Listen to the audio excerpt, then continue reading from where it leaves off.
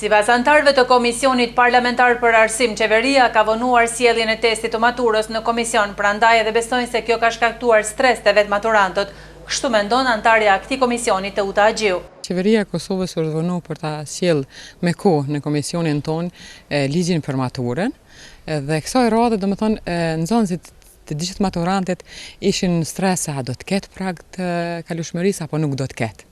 Dhe thjesht pak a shumë u relaksuan.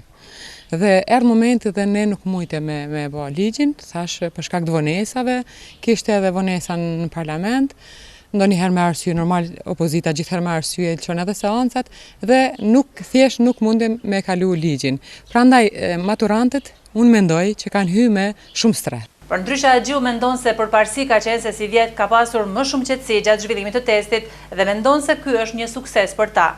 Përparësi ka qenë se edhe pse jam opozit, për shkak se nxënësit kanë pas hapësirë më të mirë, domethënë kanë qenë ka 12 deri në 15 në paralele, ka qenë hapësira më komode për ta, qetësia në nivel, por megjithatë ka pas disa raste që janë vonuar edhe testet. Kam pas rastin në shkollën Efemi Agani, 2 nxënësa kanë ardhur 1 orë, domethënë ju kanë ardhur testet me vonesë. Uroj që ta bëjmë ligjin më shpejt dhe maturantat e ardhshëm pra të jenë më të relaksuar dhe të punojnë me kohë, mos të punojnë sa për test, por thjesht punojnë për ta ngritur cilësinë dhe në kuadër kësaj edhe ne jemi në mbështetje të rritjes së cilësisë. Sido që të jetë më 20 qershor do të jetë pjesa e dytë e testit dhe sipas zyrtarëve të Ministrisë së Arsimit pritet që si vjet do të ketë rezultate më të mira.